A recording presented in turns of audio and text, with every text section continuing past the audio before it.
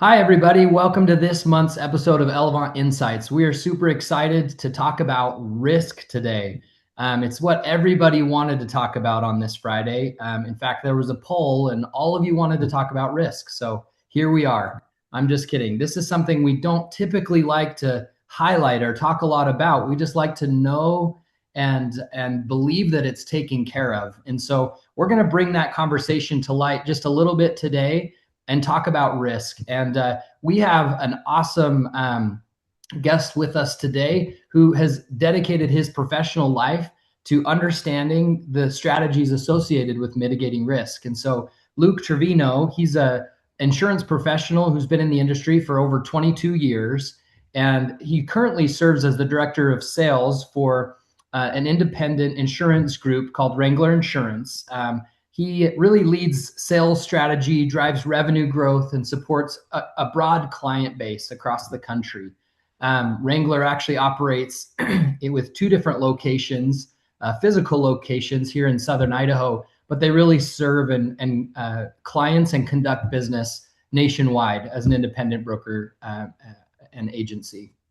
So Luke really, as Wrangler has grown, has been a key principle in helping them grow and sustain growth. And so he has a very unique perspective, not just as a somebody who helps clients mitigate risk, but also as a business owner and a wealth accumulator himself, trying to understand and mitigate his own risk as a business owner. So we're excited to have Luke on the webinar with us today and to dive a little bit into risk. So Luke, thanks for joining us.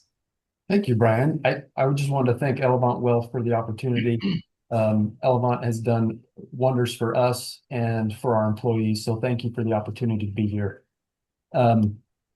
So I have, several years ago, we had a client that there was a local Taekwondo studio that wanted to get their exposure to the public. And so they said, you know, let's enter into the parade and we'll ask one of our kids' dads to haul our kids around the parade and so we can grow our exposure. And so our client, Wrangler's client, was this other business owner that was asked by the studio to haul the kids around during the parade. And so we did, beautiful day, kids jumping all around the trailers. We go through the parade. One teenage girl that was sitting on this flatbed trailer wasn't paying attention, had her leg slip through and get caught on a tire, pulled her under the trailer and broke her leg. Our client did what he was supposed to do, put us on notice, and then several months later received a demand letter from an injury attorney demanding that they pay all the medical bills, but even worse, in this letter it said our daughter has suffered pain and suffering and ridicule at school, and now in fact she has a nickname at school, Speed Bump. So we want you to pay for all of those damages, both monetarily and pain and suffering, and we want your policy limits. Pay up. My client looked to me and said, "Do we have enough insurance for this?" And so this is what we worry about as we're trying to accumulate wealth. Is what Brian talks about: is do I have enough, and what is too much, or what isn't enough? And so as we talk to our clients, what we find is there's a wide variety of what insurance professionals will tell their clients. Some of that is some agents or independent brokers will say, hey, you need to insure for all of your assets. Well, that could be really expensive and not really appropriate. But others give counsel of, hey, you need to protect your net worth. You have this much leveraged. You just need to protect what you actually own. And what we have found over the years is we want to do what the courts want us to do. And that what we have found is we want you to do what the prudent individual would do. And it's somewhere in between gross assets and your net worth. Um, and we found that it suffices the courts, and that's what we're after in a lawsuit. Um, so yeah, I mean that's what we do. And I guess the biggest question that most of our clients have is, and they ask us all the time, uh, well, how much is too much, and how do I know? So that's a really good question, honestly. And so I'm curious, like what are the most common coverage gaps you see among high income earners or high net worth households? It's a great question. What I see the most, and that's kind of our target market. We want a little more higher net worth or people with some wealth that we deal with, is the inconsistencies of policy limits. They may have their homeowners and their auto and their boat and their jet skis and their ATVs all at different limits, and they don't really know what they have. Um, and we see a lot of times people getting hurt on the toys, and we have minimal insurance versus we have a whole lot of coverage on the home, and nothing ever happens at the home. That's been a real big issue from what we see from our standpoint. When it comes to homeowners, it could be totally different on, I got a whole nother scenario for business owners as well. Yeah. That's really interesting. I know as a consumer, and I'm sure Dan can speak to this as well, we buy something new, we call an insurance agent and we say, "Hey, I bought something new, slap something on it." And so as you do that over and over and over again, before long, you've got all these things that have never been looked at holistically. And so how important is that to have regular reviews where you're looking at things holistically and kind of playing off what you just said, like what is the actual likelihood of a claim on the homeowner's scenario versus the jet ski or whatnot. So is that something you guys recommend and do as well? Absolutely. So from an insurance standpoint, we only get to see a portion of what the client is really worth. We see some hard assets, some cars, some homes, a business, but we really don't know what that individual is truly worth. But with that, an annual review is important because then we'll we'll be able to go through what's called a risk analysis, and we'll be able to say, okay, what are your risks? What are all your risks? And here's what you're covered for all the different exposures that you have. And then the biggest thing though, Brian, it would be we have the the general liability policies or the homeowners policies, but really the biggest concern is those policies aren't enough, and we need to have an umbrella policy that would cover um, that our clients. So I it's was just Go ahead. going to ask on the umbrella policy, um, kind of where the deductible starts on those, and if you see a void with maybe on the uh, auto or the jet ski that the max payout leaves a gap between that and where the umbrella policy starts. Great question, Dan. So there are two different types of umbrella policies that are out there in the market. You have an excess policy that will cover exactly what is covered on the underlying policy. So if I have an auto policy and it covers A, B, C, and D, that excess policy will cover A, B, C, and D, but just at a higher limit. So if we have a 1 million underline with a $1 million umbrella, um, typically there is no deductible for that. Okay, so you have a $2 million worth of coverage. That's an excess policy. But if you can actually find a true umbrella, the underlying policy, that auto policy or commercial general liability will cover A, B, C, and D, but your true umbrella may pick up E and F. So it's a little more broad. The umbrellas can be more broad if it's a true umbrella versus just an underlying policy. And they typically are a little more money, but their coverage is better.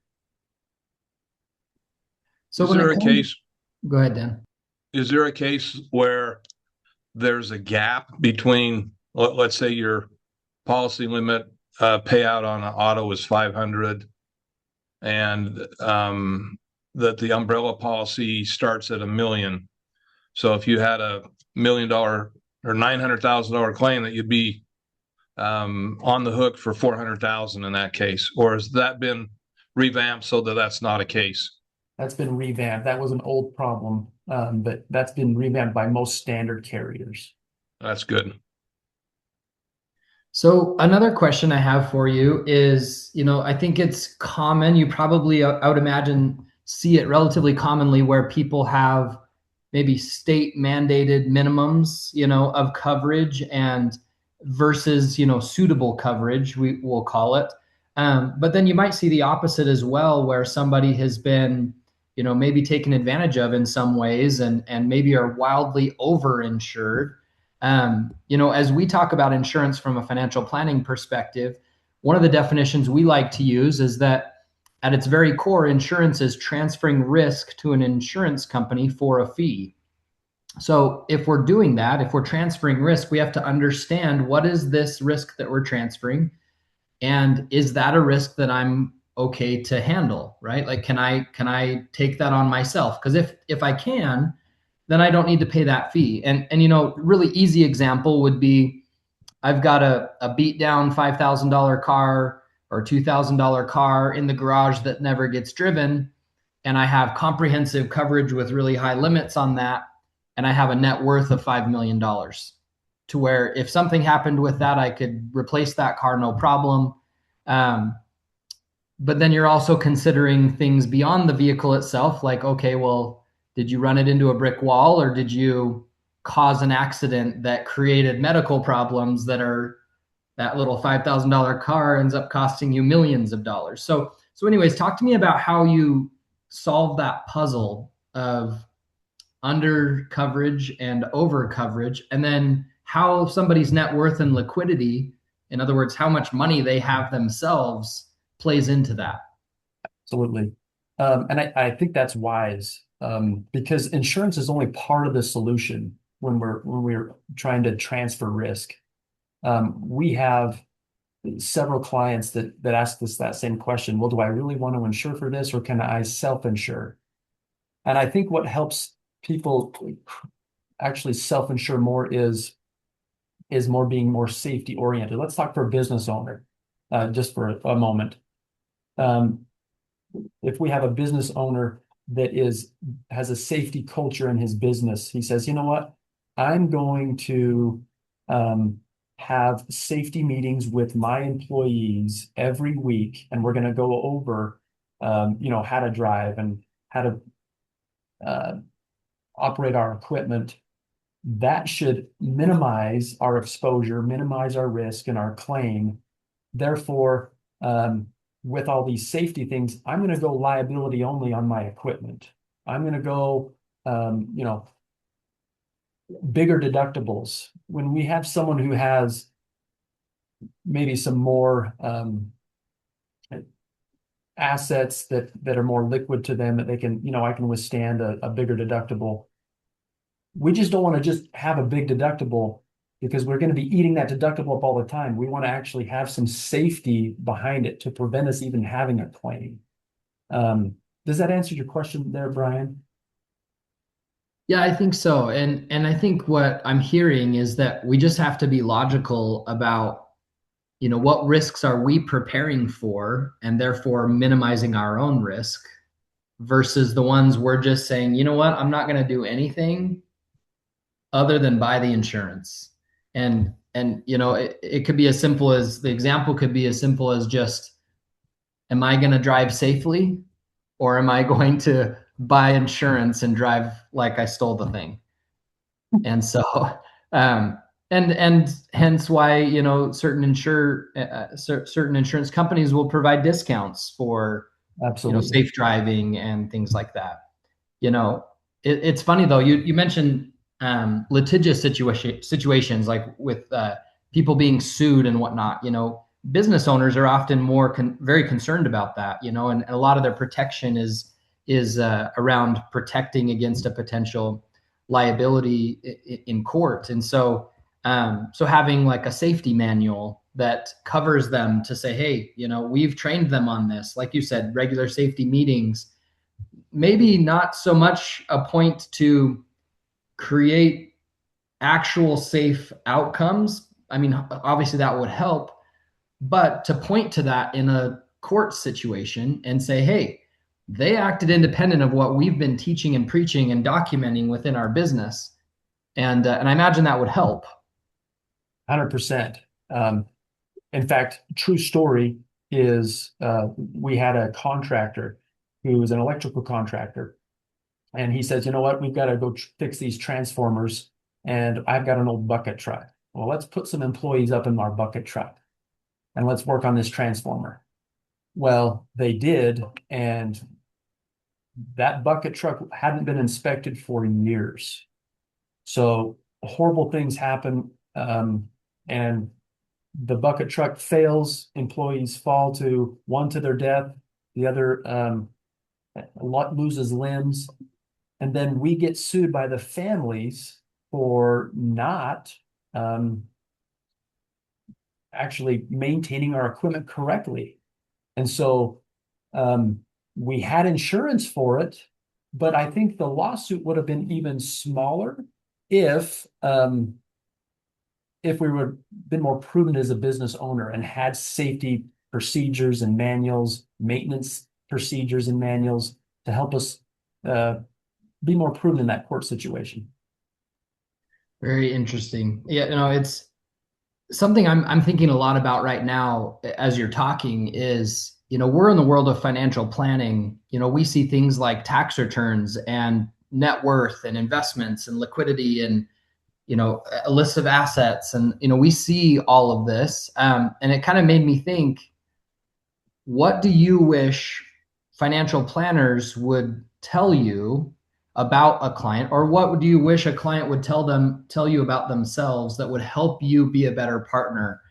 I think sometimes, and I think commercials do this to us in some ways, where bundle and save, come here, we'll save you money annually. Like insurance in some ways has become a little bit of a transactional industry versus a consultative or advisory industry, where really it should be an advisory industry, especially for higher net worth folks. And so do you see collaboration here, and what information would be helpful for you to advise somebody more in a consultative nature?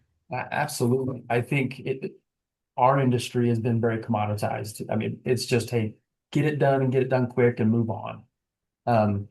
But if with this collaboration, it would be nice to know, hey, I'm dealing with a business owner, but he also has these different entities and that maybe aren't tied to this entity, but he's got so many different entities that makes his net worth more. So we can actually structure policies to separate liabilities, have separate umbrellas, but actually ensure them at an adequate value.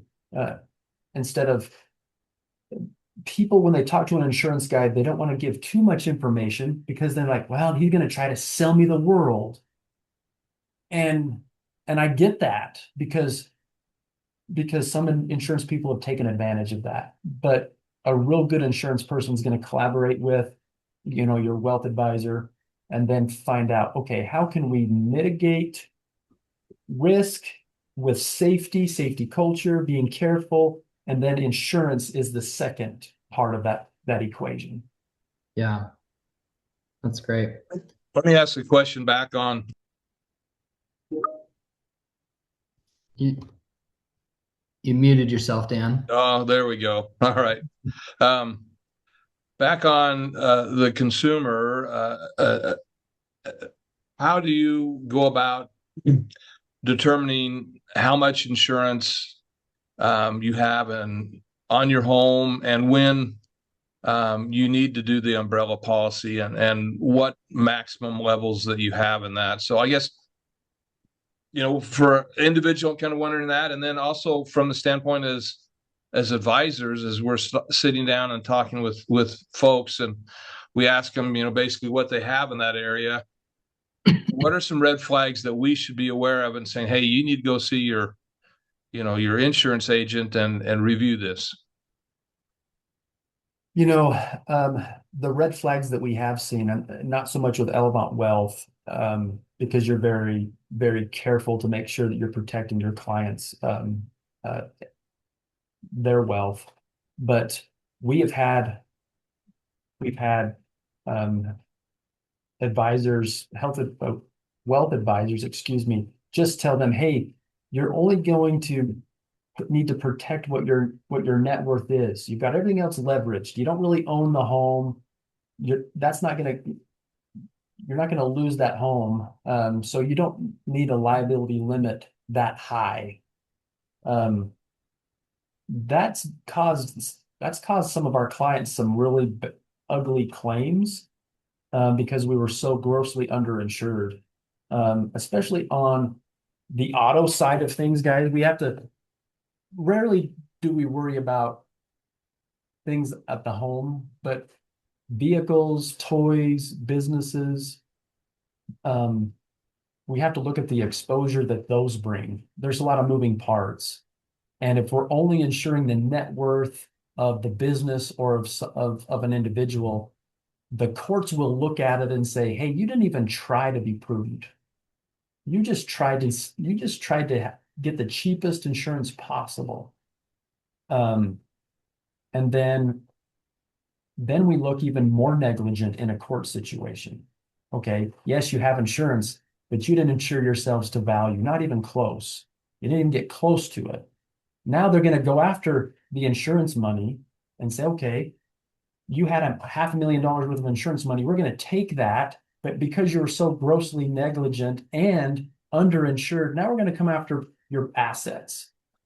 And we've seen that even in Idaho, at the conservative state that we are, it's getting to be, our climate in Idaho is changing. Lawsuits are increasing. We see it on our billboards all the time. We have injury attorneys billboards that are popping up, and it's changing our state. That's what we see. Yeah.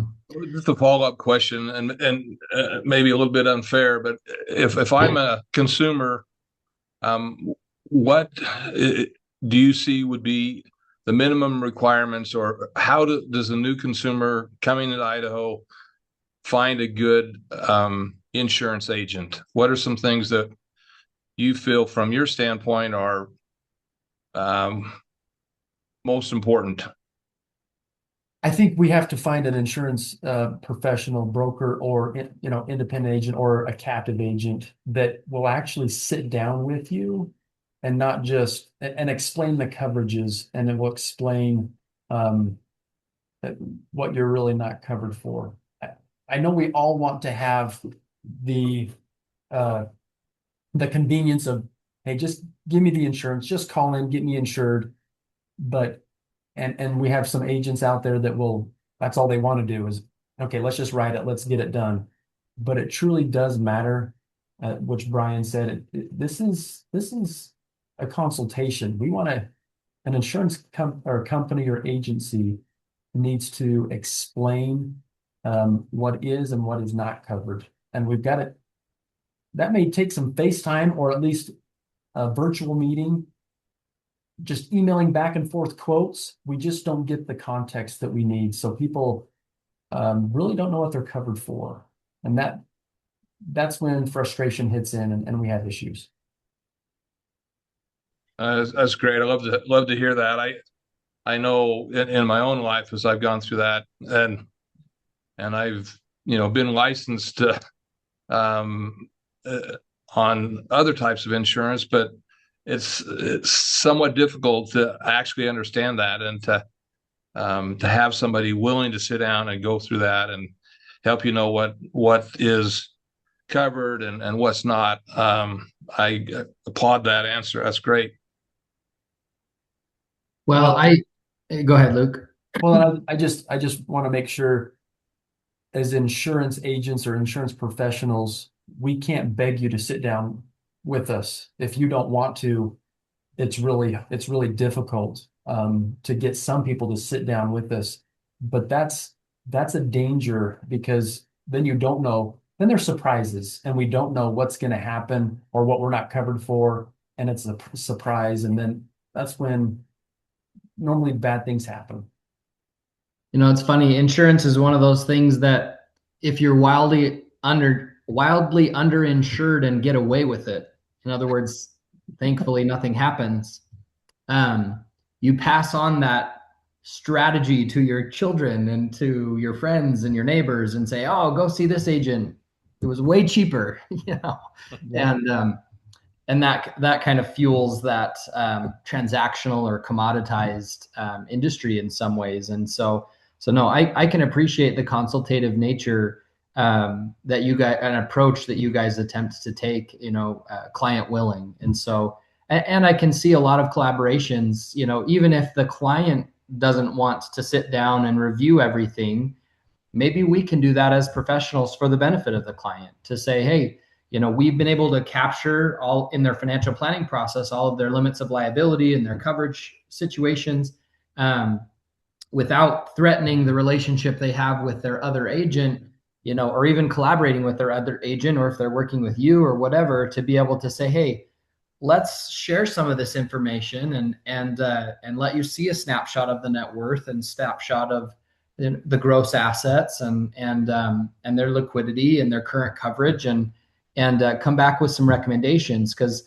I think a lot of the barrier there is just time. I mean, if I would love to sit down with every person that I do business with and understand it fully, but I think most people are very busy, and so maybe we could do better as professionals to assure that those types of things are happening.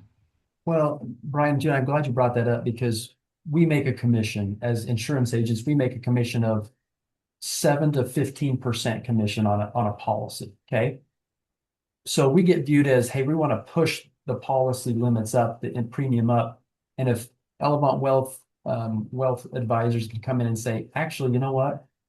This is really what he's saying is true. Here's your wealth. Here's what he's saying is adequate insurance.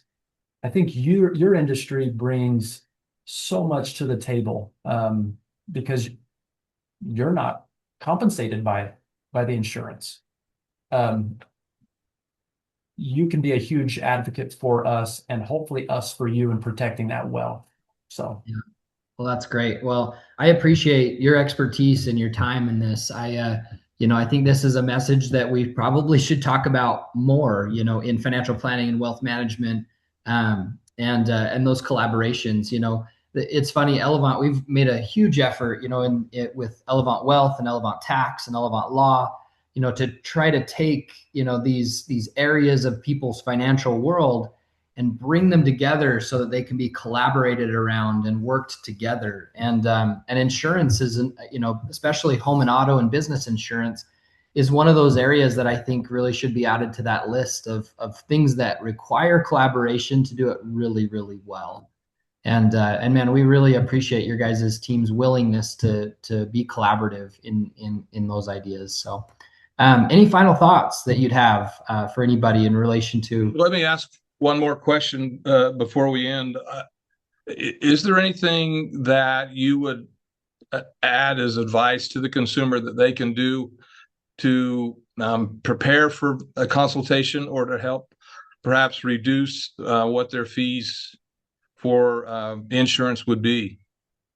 you know, a lot of our business clients that we have, I'll speak to the business clients, is I would love for them to open up maybe their minds about safety. Okay, what can we do different safety wise that will help us as a business or as an individual look more marketable to an insurance company? If we have clients that are really safety oriented, we can take that and say, okay, this isn't the average business or individual. They're safety oriented. They deserve a better rate. And that's been super helpful recently. as we've tried to implement some safety, a safety culture for some of our clients, we've been able to get some premiums down because, hey, they're doing so many more things than the average business person. They do deserve a better rate. And so that's been helpful, just to be open-minded when it comes to safety. Again, because insurance isn't the first, it shouldn't be the first step that we take. It should be, hey, let's try to be safe.